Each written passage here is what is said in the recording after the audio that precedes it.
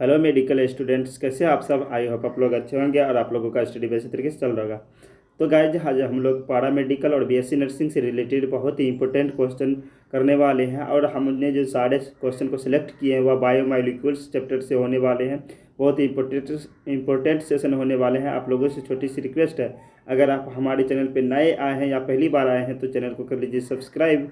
चलिए करते हैं आज के सेशन को स्टार्ट। तो आपके सामने ये रहा पहला क्वेश्चन।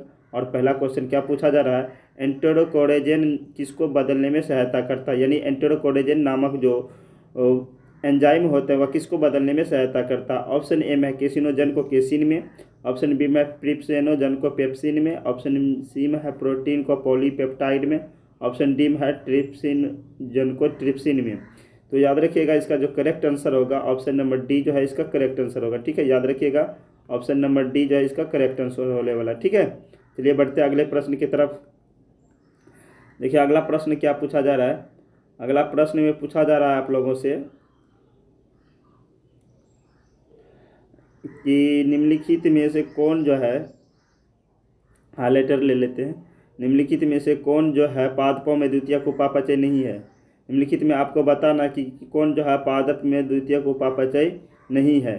तो ऑप्शन को देखते हैं। ऑप्शन ए में है मॉर्फिन तथा कोडीन, ऑप्शन बी में है एमिनो अम्ल तथा ग्लूकोज, ऑप्शन सी में है विनवुलेस्टिन तथा करक्यूमिन, ऑप्शन डी में है रबर तथा गोंद। तो याद रखिएगा इसका जो करेक्ट आंसर होगा बहुत ही इम्पोर्टेंट है, याद रखिएगा। तो इसका जो करेक्ट आंसर होने वाला है ऑप्शन नंबर बी जो इसका करेक्ट आंसर हो जाएगा, एमिनो अम्ल तथा ग्लूकोज। ठीक है, एमिनो अम्ल तथा ग्लूकोज जो होते हैं ना पादपों का द्वितीयक उपापचय नहीं होता। बाकी बात मॉर्फिन हो गया और जो है विनविलिस्टिन तथा करक्यूमिन हो गया, रबर तथा गोंद, ये सभी पादप के द्वितीयक उपापचय में आते हैं। ठीक है, याद रखिएगा। चलिए बढ़ते हैं अगले प्रश्न की तरफ।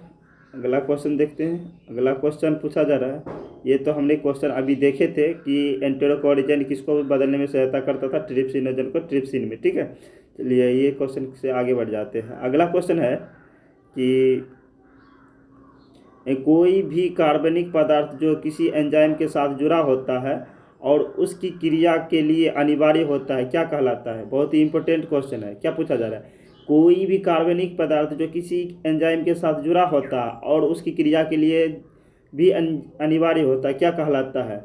तो ऑप्शन को देखते हैं। ऑप्शन ए में है एपो एंजाइम कहलाता है, ऑप्शन बी में है आइसो एंजाइम, ऑप्शन सी में है को एंजाइम, ऑप्शन डी में है हेलो एंजाइम। तो याद रखिएगा इसका जो करेक्ट आंसर होगा वो हो जाएगा आपका ऑप्शन नंबर सी, यानी कि को एंजाइम। ठीक है, को एंजाइम कहलाता है। ठीक है, जो किसी भी एंजाइम के साथ जुड़ा होता है और उसकी क्रिया के लिए अनिवार्य होता है क्या कहलाता है? को एंजाइम, यानी कि ऑप्शन नंबर सी जो इसका करेक्ट आंसर होगा। ठीक है, चलिए बढ़ते हैं अगले प्रश्न की तरफ। अगला प्रश्न है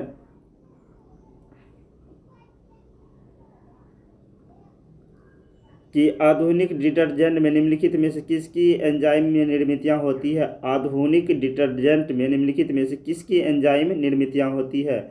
ऑप्शन ए में है अम्ल रागियों की, ऑप्शन बी में है शर्करा रागियों की, ऑप्शन सी में है ताप रागियों की, ऑप्शन डी में है रागियों की। क्या होगा राइट आंसर?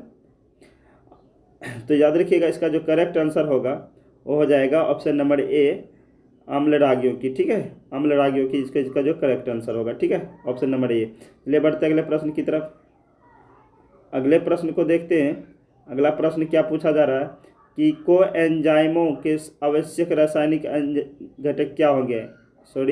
अनेक सह एंजाइमों के आवश्यक रासायनिक घटक क्या हैं? तो ऑप्शन को देखते हैं। ऑप्शन ए में है न्यूक्लिक अम्ल, ऑप्शन बी में है कार्बोहाइड्रेट, ऑप्शन सी में है विटामिन, ऑप्शन डी में प्रोटीन। तो क्वेश्चन का मतलब समझ में आ गया होगा। पूछा जा रहा है अनेक सह एंजाइम आवश्यक रासायनिक घटक क्या होंगे, यानी कि सभी एंजाइमों का आवश्यक घटक क्या होता है? तो याद रखिएगा इसका जो करेक्ट आंसर होगा ऑप्शन नंबर सी हो जाएगा, विटामिन। ठीक है, सभी एंजाइमों में जो है विटामिन अनिवार्य होते हैं सह एंजाइम के लिए। ठीक है, चलिए बढ़ते हैं अगले प्रश्न की तरफ। अगला प्रश्न क्या पूछा जा रहा है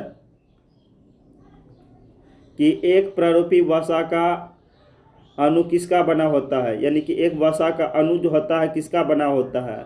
ऑप्शन देखते हैं। ऑप्शन ए में है एक ग्लिसरॉल अणु और 3 वसा अम्ल, ऑप्शन बी में है एक ग्लिसरॉल और 1 वसा अम्ल, ऑप्शन सी में है 3 ग्लिसरॉल तथा 3 वसा अम्ल, ऑप्शन डी में 3 ग्लिसरॉल तथा 1 वसा अम्ल। क्या होगा राइट आंसर?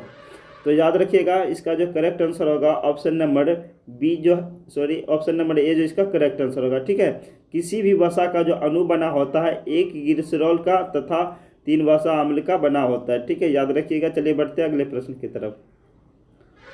अगला क्वेश्चन है कि शिक्षणिक डिहाइड्रोजनेज का एक प्रतिस्पर्धी संबंधक होता है। शिक्षणिक डिहाइड्रोजनेज का एक प्रतिस्पर्धक का संबंधक क्या होता है? ऑप्शन ए में है मेलोनेट, ऑप्शन बी में ऑक्जेलिसिलेट, ऑप्शन सी में है अल्फा कीटोगुलरेट, ऑप्शन डी में मैलेट। क्या होगा राइट आंसर?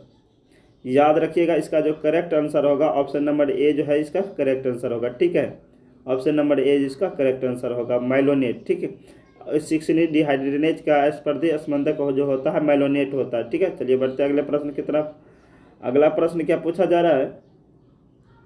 अगला प्रश्न है कि निम्नलिखित में से कौन बहुलकी नहीं है। इसमें आपको चुनना है कि कौन जो है ना बहुलकी नहीं है। ऑप्शन को देखते हैं। ऑप्शन ए में है न्यूक्लिक अम्ल, ऑप्शन बी में है प्रोटीन, ऑप्शन सी में पॉलीसेकेराइड, ऑप्शन डी में लिपिड। तो सबको इसका राइट आंसर पता होगा कि इसका जो करेक्ट आंसर होगा ऑप्शन नंबर डी होगा, लिपिड। ठीक है, इसका जो करेक्ट आंसर होगा ऑप्शन नंबर डी हो जाएगा। ठीक है, चलिए बढ़ते हैं अगले प्रश्न की तरफ। अगला प्रश्न पूछा जा रहा है काइटिन महाअणु है। काइटिन महाअणु क्या है? सरल पॉलीसेकेराइड है, नाइट्रोजनी पॉलीसेकेराइड है, या फास्फोरस में पॉलीसेकेराइड है, या सल्फर में पॉलीसेकेराइड है। काइटिन जो होता है किस प्रकार की पॉलीसेकेराइड है?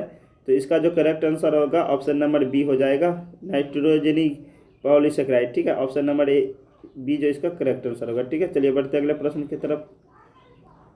अगला प्रश्न पूछा जा रहा है कि निम्नलिखित में कौन सा एक गैर प्रोटीन वाला एंजाइम है। इसमें बताना आपको कौन सा जो है गैर प्रोटीन वाला एंजाइम है, यानी कि वैसा एंजाइम जिसमें प्रोटीन नहीं पाया जाता है।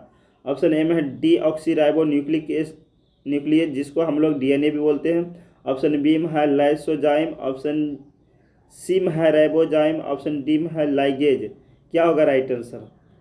तो इसका जो करेक्ट आंसर होगा वो हो जाएगा आपका राइबोजाइम। ठीक है, ऑप्शन नंबर सी जो इसका करेक्ट आंसर होगा। इसमें जो है राइबोजाइम में जो है ना प्रोटीन नहीं पाया जाता, ऐसा एक एंजाइम है जिसमें प्रोटीन नहीं पाया जाता है। ठीक है, चलिए बढ़ते अगले प्रश्न की तरफ। अगले प्रश्न में पूछा जा रहा है कि एक प्रारूपी वसा का अणु जो है बना होता है। ये का क्वेश्चन तो हम लोग देख चुके थे। इसका जो करेक्ट आंसर होने वाला है ऑप्शन नंबर एक, यानी कि 1 ग्लिसरॉल तथा 3 वसा अम्ल का बना होता है। ठीक है, चलिए बढ़ते अगले प्रश्न की तरफ। अगला प्रश्न पूछा जा रहा है कि निम्नलिखित में से कौन सा एक अनपचायक जो है कार्बोहाइड्रेट है। निम्नलिखित में से कौन सा जो है एक अनपचायक है कार्बोहाइड्रेट है? ऑप्शन ए है maltose, sucrose, lactose, ribose 5 phosphate. क्या होगा राइट आंसर? याद रखिएगा इसका जो करेक्ट आंसर हो जाएगा ऑप्शन नंबर बी हो जाएगा, सुक्रोज। सुक्रोज जो है एक अनपचायक कार्बोहाइड्रेट है। ठीक है, याद रखिएगा। चलिए बढ़ते अगले प्रश्न की तरफ। अगला क्वेश्चन है निम्नलिखित में से कौन सा जो परिवाहक इंसुलिन है? निम्नलिखित में कौन ग्लूकोज परिवाहक इंसुलिन निर्भर है? ऑप्शन को देखिए और राइट आंसर दीजिए।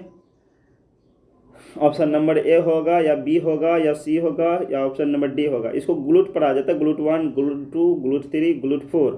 तो इसका जो करेक्ट आंसर होगा वह हो जाएगा आपका ऑप्शन नंबर 4। ठीक है, यानी कि ऑप्शन नंबर डी। ठीक है, ग्लूट 4 जो है एक इंसुलिन निर्भर परिवाहक है। ठीक है, ग्लूकोज परिवाहक इंसुलिन निर्भर कौन हो जाएगा? ग्लूट 4 हो जाएगा। ठीक है, चलिए बढ़ते हैं अगले प्रश्न की तरफ।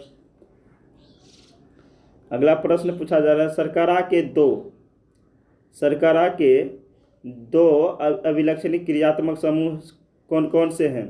शर्करा के 2 अभिलक्षणिक क्रियात्मक समूह बताना क्या हो जाएगा? ऑप्शन ए में है कार्बोनिल और फॉस्फेट, ऑप्शन बी में है काउनिल तथा मेथिल, ऑप्शन सी में है हाइड्रोक्सिल और मेथिल, ऑप्शन डी में कार्बोनिल तथा हाइड्रोक्सिल। क्या होगा? शर्करा के 2 अभिलक्षणिक क्रियात्मक समूह। तो याद रखिएगा इसका जो करेक्ट आंसर हो जाएगा ऑप्शन नंबर डी होगा। ठीक है, कार्बोनिल तथा हाइड्रोक्सिल जो है क्या होते हैं? शर्करा के दो अभिलक्षणिक क्रियात्मक समूह होते हैं। ऑप्शन नंबर डी जो इसका करेक्ट आंसर होगा। चलिए बढ़ते अगले प्रश्न की तरफ। अगला प्रश्न है, उन पदार्थों का पहचानिए, उन पदार्थों को पहचान करना है जिनकी संरचना में क्रमशः ग्लाइकोसिडिक बंध और पेप्टाइड बंध होते हैं। क्या पूछा जा रहा है? उन पदार्थों की आपको पहचान करना है जिनकी संरचनाओं में क्रमशः ग्लाइकोसिडिक और पेप्टाइड बंध पाए जाते हैं। ऑप्शन को देखते हैं। ऑप्शन एम है ग्लिसरॉल तथा ट्रिप्सिन, ऑप्शन बी में है सेल्यूलोज तथा लेसिथिन, ऑप्शन सी में है इनुलिन तथा इंसुलिन, ऑप्शन डी में है काइटिन तथा कोलेस्ट्रॉल। इसका जो करेक्ट आंसर होगा ऑप्शन नंबर सी होगा। ठीक है, इनुलिन तथा इंसुलिन में जो है ना पॉलीपेप्टाइड और जो है पेप्टाइड और ग्लाइकोसिडिक बंध पाए जाते हैं इंसुलिन तथा इनुलिन में। ठीक है, याद रखिएगा। चलिए बढ़ते हैं अगले प्रश्न की तरफ। ठीक,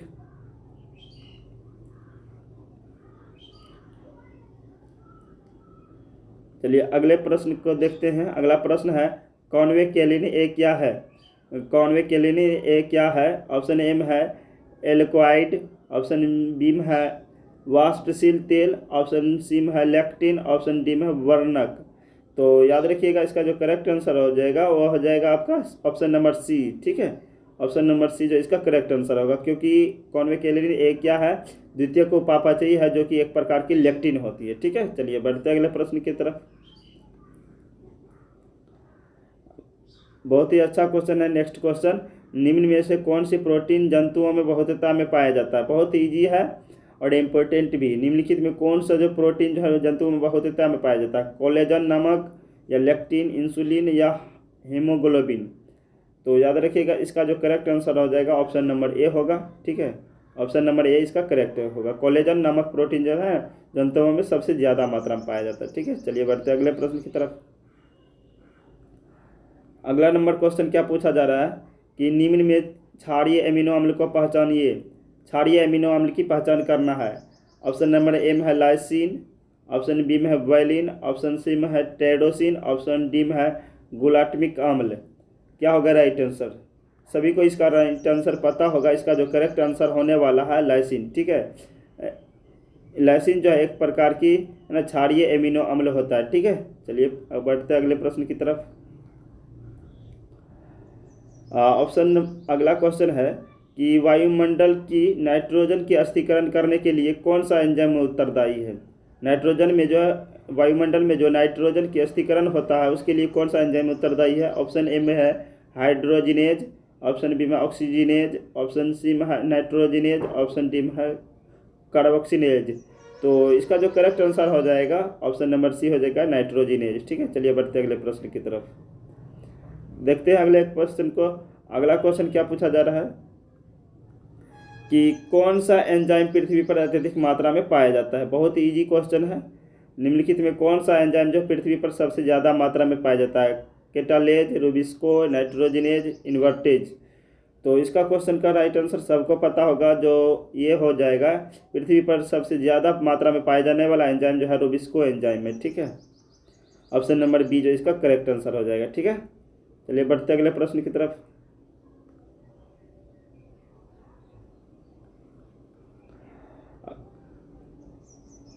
अगला क्वेश्चन क्या पूछा जा रहा है कि निम्नलिखित में से कौन सा सी संरचना प्रकेंद्रकी कोशिका में नहीं पाई जाती है?